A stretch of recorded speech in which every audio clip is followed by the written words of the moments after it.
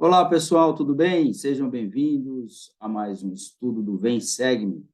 Vamos estudar essa semana aqui o livro de Mateus, capítulo 19 ao 20, e o livro de Marcos, capítulo 10, Lucas 18. E o tema é: que me falta ainda? Se você ainda não é inscrito, por favor, se inscreva nesse canal. Se você gostar do conteúdo, ative o sininho para receber as notificações, deixe o seu comentário no final ou compartilhe esse vídeo para outras pessoas terem acesso a esse conteúdo. Agradeço desde já a todos vocês que compartilham e que comentam e participam da aula semanalmente. Essa semana aqui vamos estudar aqui nesta aula os seguintes tópicos. O casamento entre o homem e a mulher é essencial para o plano eterno de Deus. Todos podem receber as bênçãos da vida eterna, seja qual for a época da vida em receberem o evangelho. O Salvador vai nos guiar para mais perto dele se pedirmos sua ajuda. Devemos confiar na misericórdia de Deus e não em nossa própria retidão. Não sejamos acomodados ou arrogantes. Olha só quanto conteúdo maravilhoso que nós vamos aprender nessa aula, e eu convido você a ficar aqui comigo até o final. Eu prometo para vocês que vale muito a pena você assistir esse vídeo até o final. São muitos aprendizados das parábolas que nós vamos extrair aqui do Novo Testamento. Bom, o primeiro tópico é: o casamento entre o homem e a mulher é essencial para o plano eterno de Deus.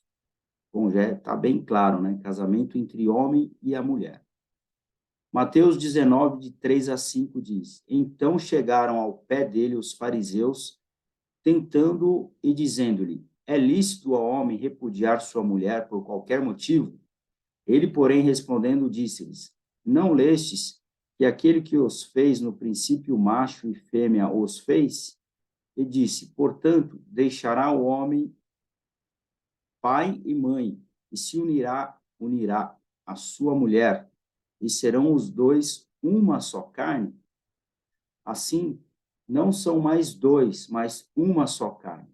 Então, o homem ele vai se unir à sua mulher com o mesmo propósito e se tornar um em propósito.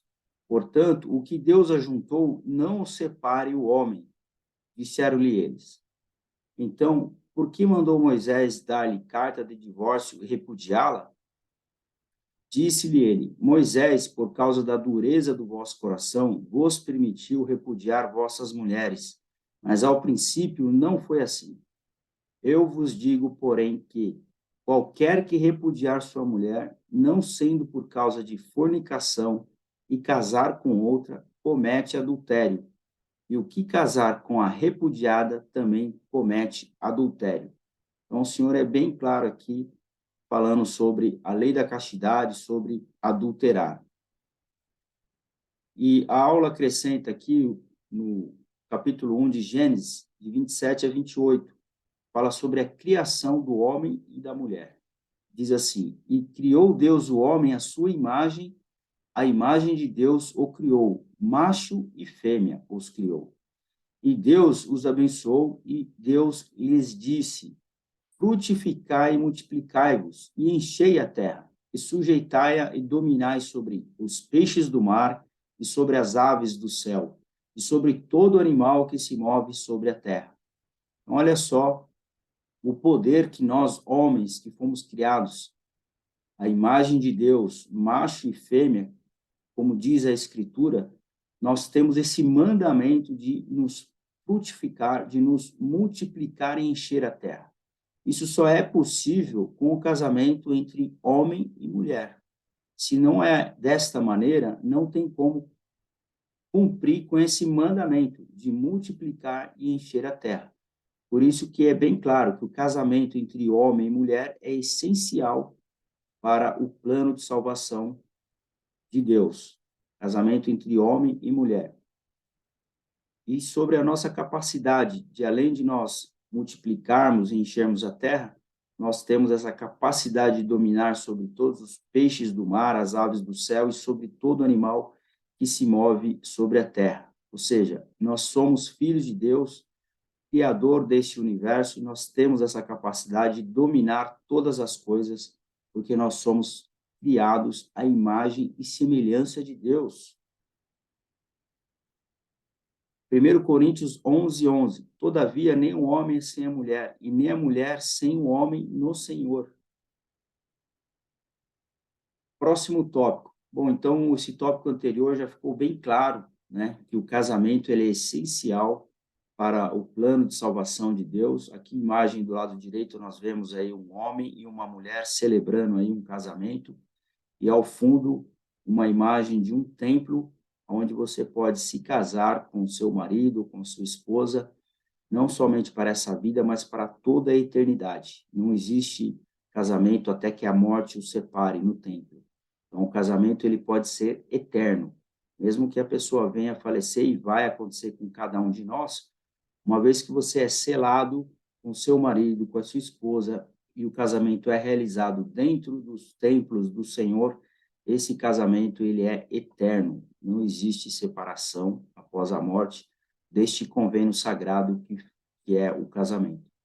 Por isso ele é essencial, porque somente através do casamento nós podemos multiplicar e encher a terra. Próximo tópico, todos podem receber as bênçãos da vida eterna, seja qual for a época da vida, em receberem o evangelho. Olha só que fantástico, né, esse tópico, e nós vamos aprender sobre isso. Que todas as pessoas podem receber as bênçãos da vida eterna, seja qual for a época da vida, em receber o evangelho. Ou seja, você pode receber o evangelho e ter o conhecimento do evangelho da igreja restaurada de Jesus Cristo, você pode se aproximar de Cristo, seja na sua infância, seja na sua juventude, ou quando você é um jovem adulto solteiro, seja quando você já é um adulto, uma família constituída, seja quando você é avô, ou, ou você é um idoso, seja qual for a época da sua vida, você pode receber o evangelho e ter, assim, o direito de receber as bênçãos da vida eterna. E aí, sobre isso, nós vamos aprender a parábola que está em Mateus 20, de 1 a 4. Nós vamos aprender sobre isso. Porque o reino dos céus é semelhante a um homem, pai de família, que saiu de madrugada para contratar trabalhadores para a sua vinha. E ajustando com os trabalhadores a 1 denário por dia, mandou-os para a sua vinha. E saindo perto da hora terceira, viu outros que estavam ociosos na praça. E disse-lhes: Ide vós também para a vinha, dar-vos-ei o que for justo. E eles foram. Então foi lá um homem, pai de família, ele saiu de madrugada para contratar trabalhadores para a sua vinha, e ele foi combinando com cada trabalhador o valor do salário que cada um iria receber para poder trabalhar na sua vinha. Então ele foi na primeira hora pela manhã, na segunda hora, até na terceira hora aqui, aqueles que estavam ociosos na praça, ele foi lá e contratou e combinou o pagamento com cada um deles. E todos aceitaram que aquilo era justo e eles foram. É isso que a Escritura está falando. Saindo outra vez, perto da hora sexta e nona, fez o mesmo. Então, ou seja, a hora foi passando e o trabalhador foi contratando pessoas para trabalhar na sua vinha. E saindo perto da hora 1/10, encontrou outros que estavam ociosos e disse-lhes: Por que estáis ociosos o dia todo? Disseram-lhe eles: Porque ninguém nos contratou. Então, aqui você vinha que tinha trabalhadores que estavam ali aguardando para ser contratado, numa situação de que, poxa, eu não fui o escolhido, né? E eles estavam ali aguardando para que alguém contratasse. E disse-lhe ele: Ide vós também para a vinha, e recebereis o que for justo. Então, esse trabalhador, ele foi contratando todas as pessoas que ele foi encontrando por todas as horas do dia, foi combinando um salário, e todos eles concordaram com o que foi combinado. E aproximando-se à noite, disse o senhor da vinha ao seu mordomo: Chama os trabalhadores e paga-lhes o salário, começando pelos últimos até os primeiros. Então, ou seja, depois daquele dia de trabalho, foram realizar os pagamentos de todas as pessoas que trabalharam da forma que eles haviam combinado, e todos eles aceitaram dessa forma que havia sido combinado. Mas vamos ver o que aconteceu. E chegando os que tinham ido perto da hora 1/10, receberam 1 denário cada um. Chegando, porém, os primeiros, cuidaram que havia de receber mais e também receberam 1 denário cada um. Então, ou seja, aqueles que foram contratados na última hora receberam 1 denário cada um. E aqueles que foram contratados, os primeiros que foram contratados, eles achavam que eles iam receber um valor maior, porque eles trabalharam mais tempo. Mas eles também receberam 1 denário cada um. Aí a gente vê na Escritura, Mateus 20, versículo 11, que fala assim: e recebendo, murmuravam contra o pai de família, dizendo: estes últimos trabalharam só 1 hora, e tu os igualaste conosco, que suportamos a fadiga e o calor do dia? Então, eles estavam reclamando de terem trabalhado o dia todo e receberem o mesmo salário daquelas pessoas que foram contratadas e trabalharam apenas por 1 hora ou no final do dia. Então, eles começaram a reclamar. E ele, porém, respondendo, disse a um deles: amigo, não te faço agravo, não ajustaste tu comigo por 1 denário? Ele falou: pô, mas eu não combinei com você um salário de 1 denário? Por que você está reclamando? Aí no 14 ele fala: toma o que é teu e retira-te. Eu quero dar a este último tanto quanto a ti. Ele falou: toma o que é seu e vai cuidar da sua vida, né? Então, ou seja, cuida da sua vida, não fica cuidando da vida dos outros.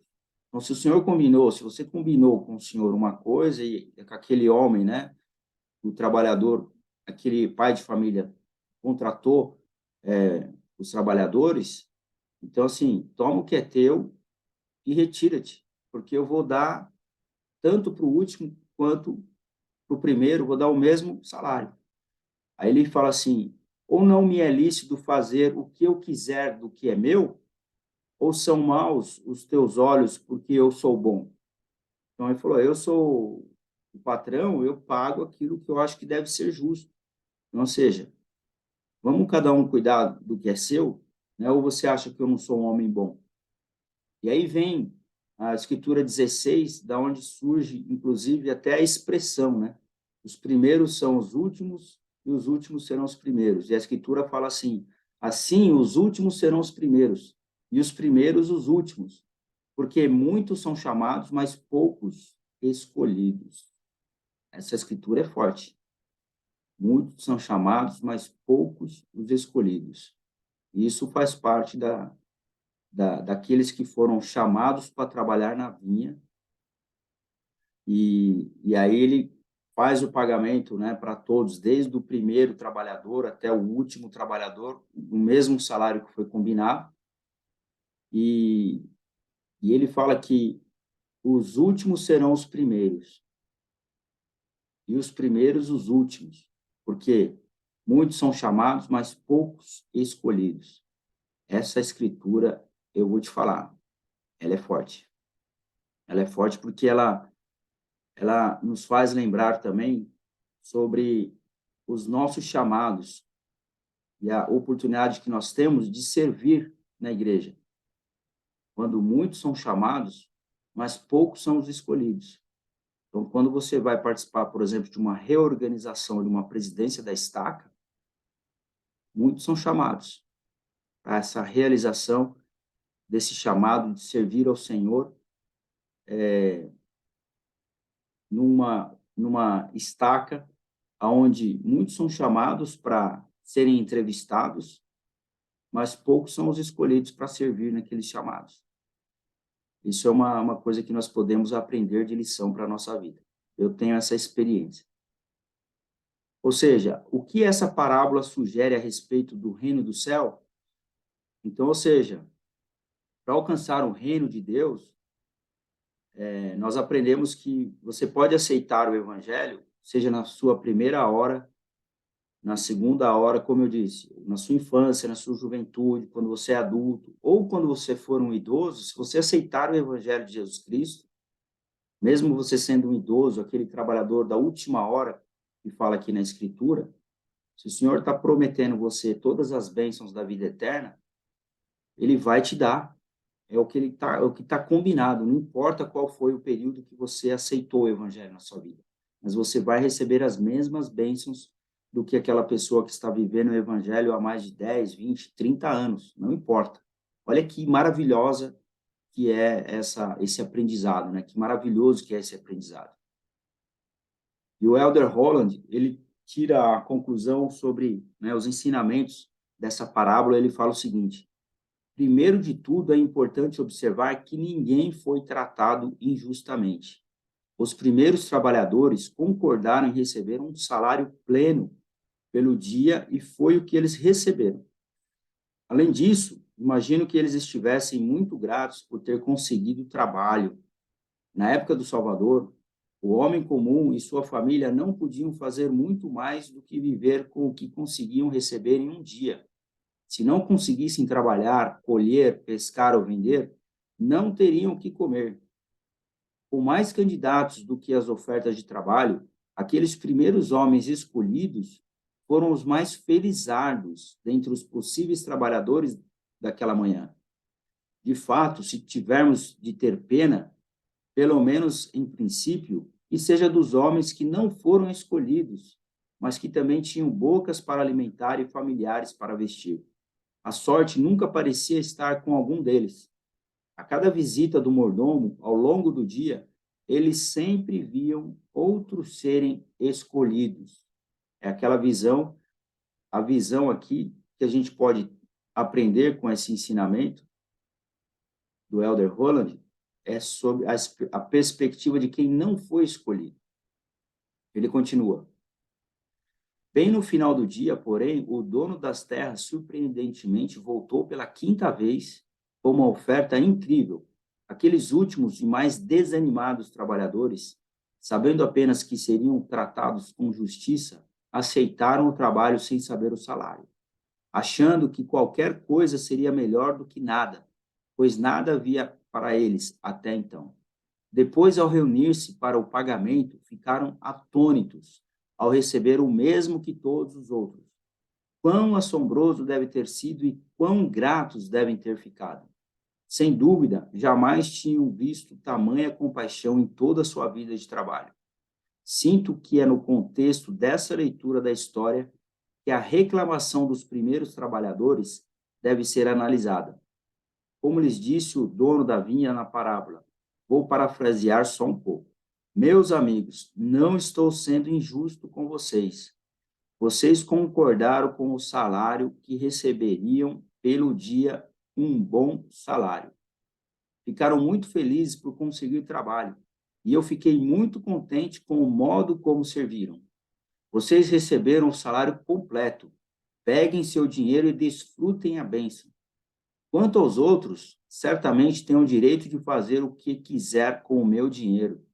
Depois, segue-se essa urgente pergunta para que todos os que naquela época ou agora precisam ouvi-la.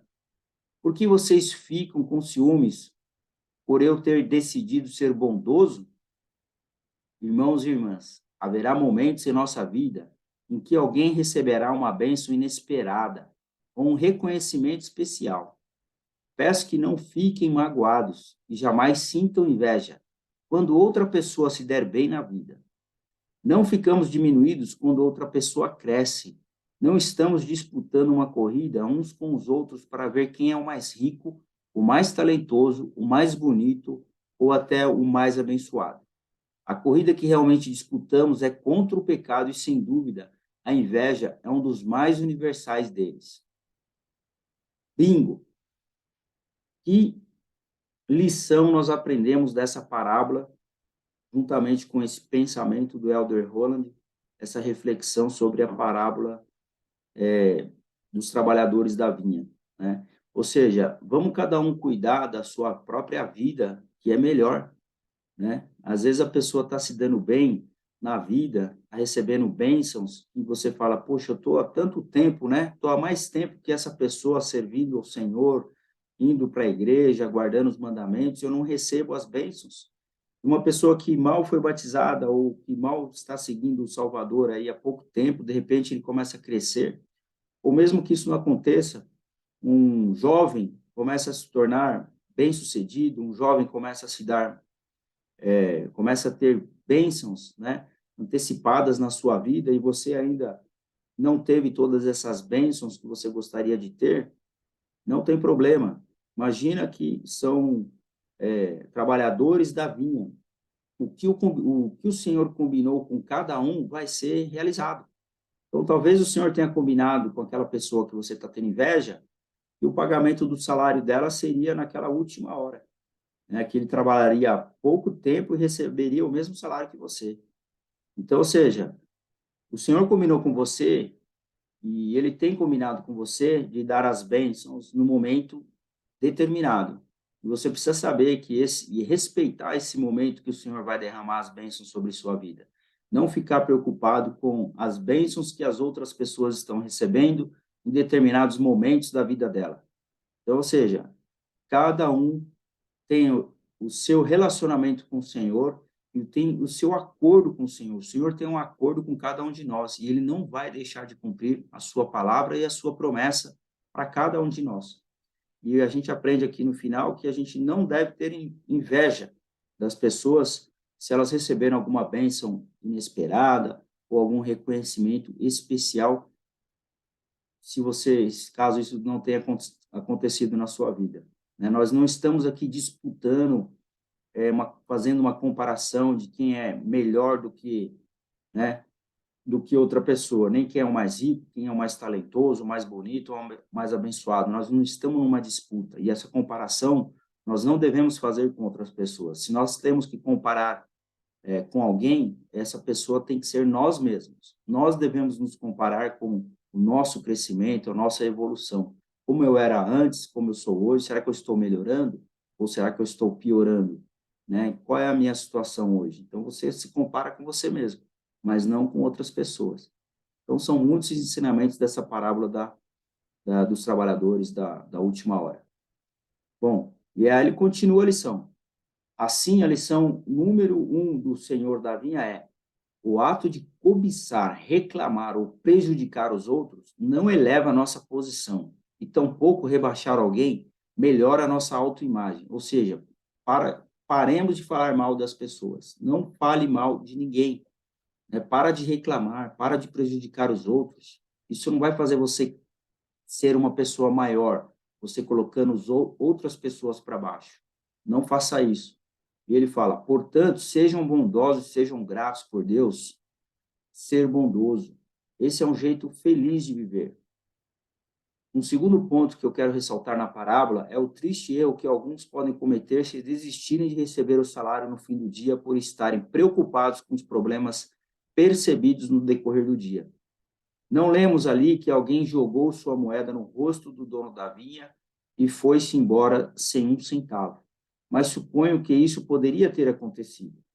Meus amados irmãos e irmãs, o que aconteceu naquela história às 9 horas, ao meio-dia ou às 3 horas, foi ofuscado pela grandiosidade do pagamento generoso concedido a todos no fim do dia.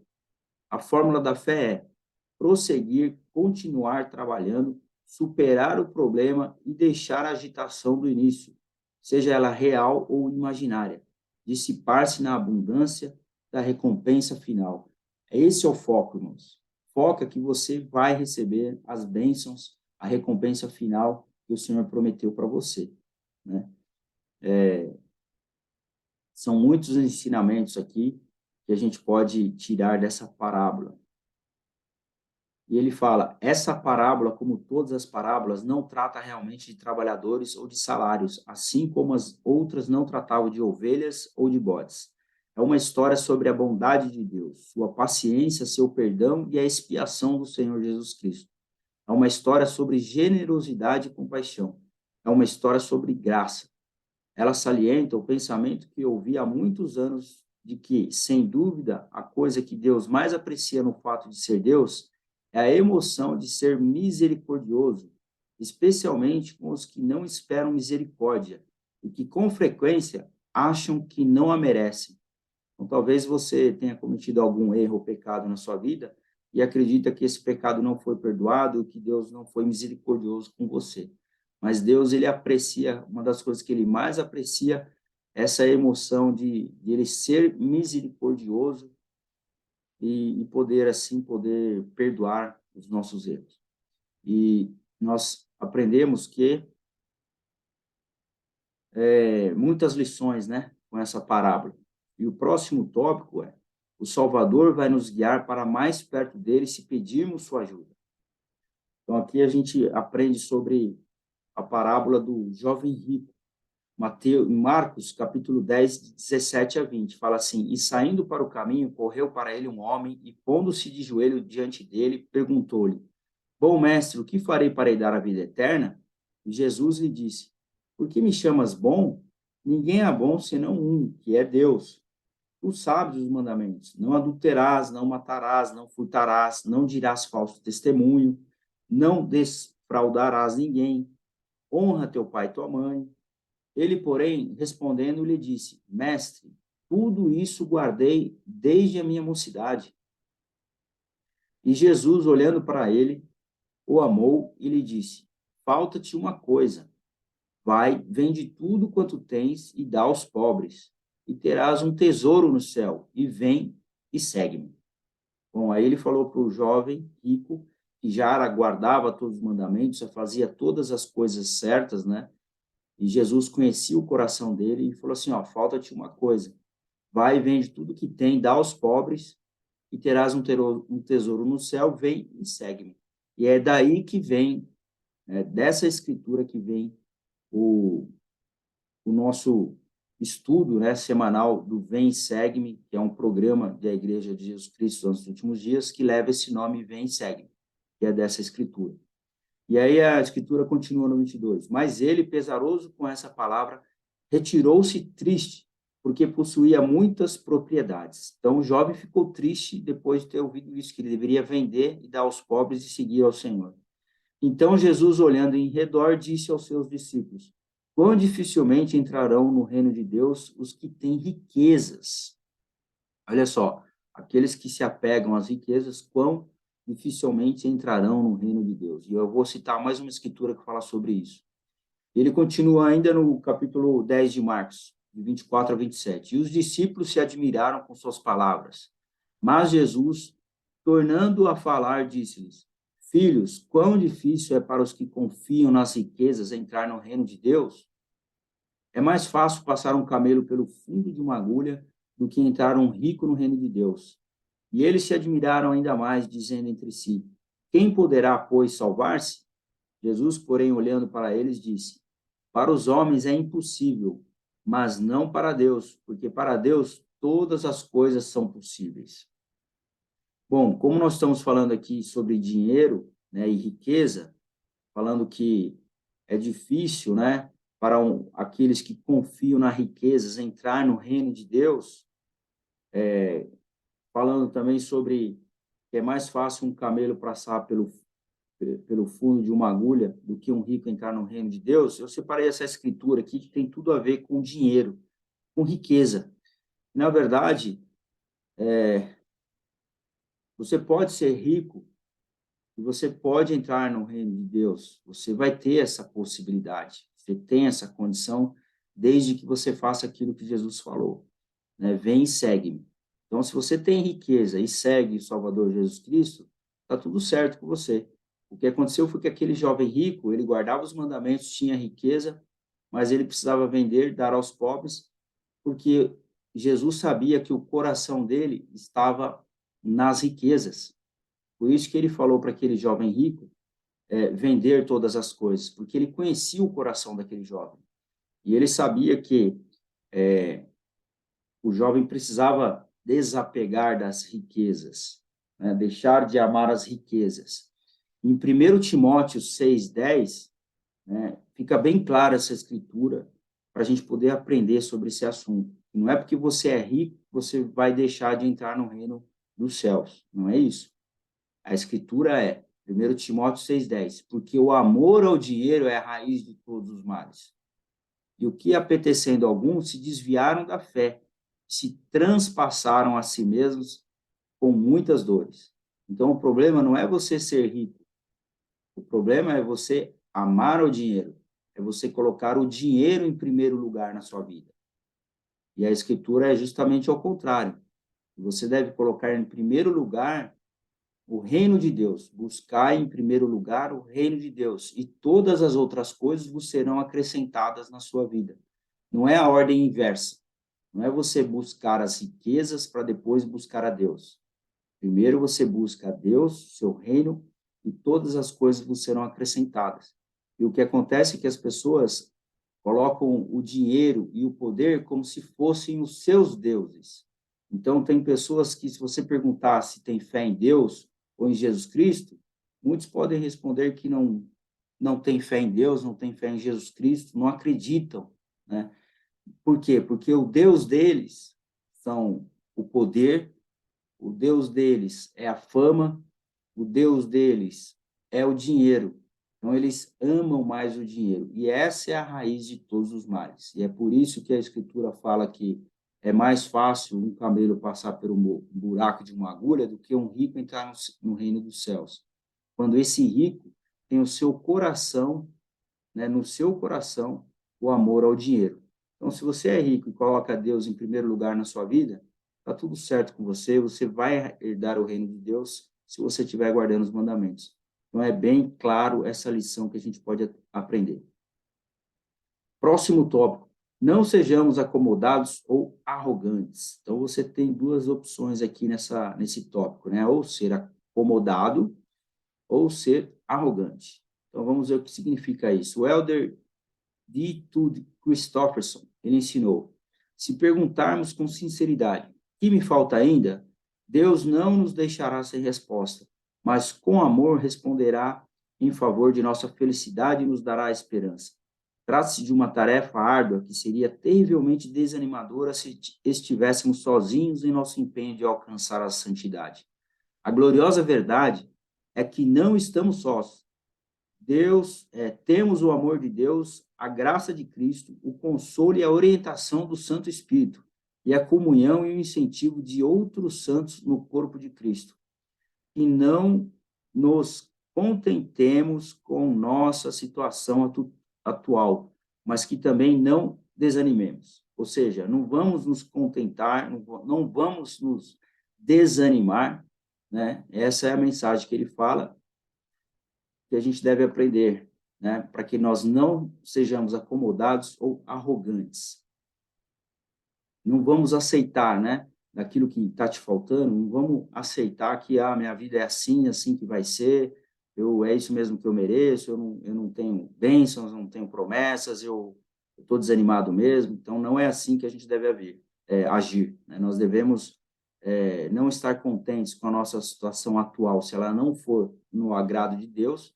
Nós não devemos desanimar, devemos sempre estar animados, porque o desânimo, ele não vem de Deus. É bom deixar bem claro isso.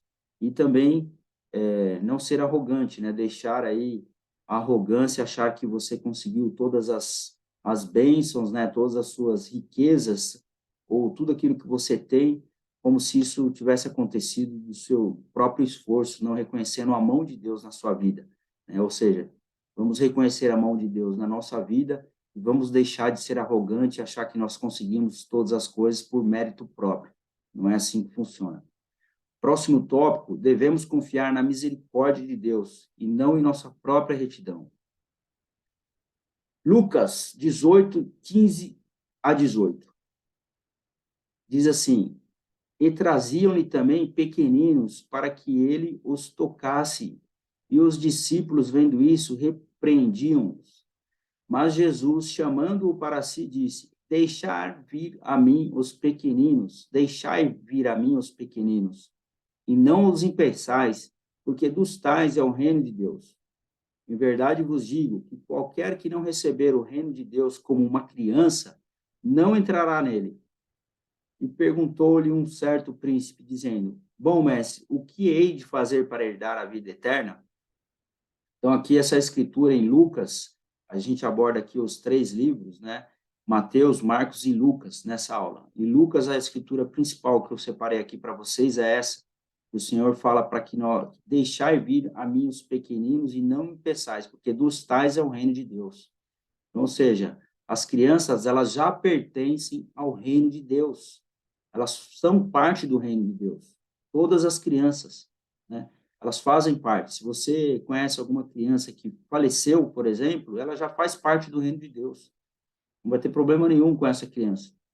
E ele fala que qualquer um de nós que não receber o reino de Deus como uma criança, nós não entraremos nele. Então, aqui, a lição é o seguinte: você quer entrar no reino de Deus, seja como uma criança. Essa é a lição, seja puro como uma criança. Porque uma criança, ela é pura. Ela tem toda a pureza no seu coração. É uma criança que perdoa fácil, uma criança que não guarda mágoas. As crianças, elas são a coisa mais pura que existe. Então, se você quer entrar no reino de Deus, seja como uma criança, siga o exemplo de uma criança. Por exemplo, a criança fuma, a criança não fuma. A criança usa droga, a criança não usa droga. A criança bebe álcool, a criança não bebe álcool. Né? Então, criança comete pecados, não comete pecados. Criança não comete, criança é puro. Então, se você quer entrar no reino de Deus, seja como uma criança. Essa é a dica, né? Essa é a lição principal aí do livro de Lucas. E eu faço uma homenagem aos meus dois netinhos, filho da Júlia e do Luigi, minha filha Júlia e do seu marido Luigi, o Luca, nós estamos aqui no livro de Lucas, né? Nós temos aqui o Luca, meu neto, e o Samuel. O Luca que tem 3 anos e o Samuel que tem 1 mês de vida. Então, essa é a minha homenagem para eles, dessa escritura Lucas, do capítulo 18, versículo 16 e 17. Bom, eu fico por aqui. Muito obrigado a todos. A próxima aula nós vamos estudar capítulo 21 a 23 de Mateus, Marcos 11 e Lucas 19 a 20. Eis que o teu rei aí te vem. Estudaremos os tópicos. O Salvador nos conhece pessoalmente, Jesus Cristo é o nosso rei, os 2 maiores mandamentos são amar a Deus e amar ao próximo como a nós mesmos. Seremos protegidos se não seguirmos guias cegos. Amar a Deus e amar o próximo é o fundamento de tudo o que fazemos. Bom, muito obrigado a todos. Eu fico por aqui. Compartilhe essa aula. Deixe o seu comentário no final, que é muito importante para que essa mensagem seja levada para mais pessoas. Até a próxima semana e um forte abraço.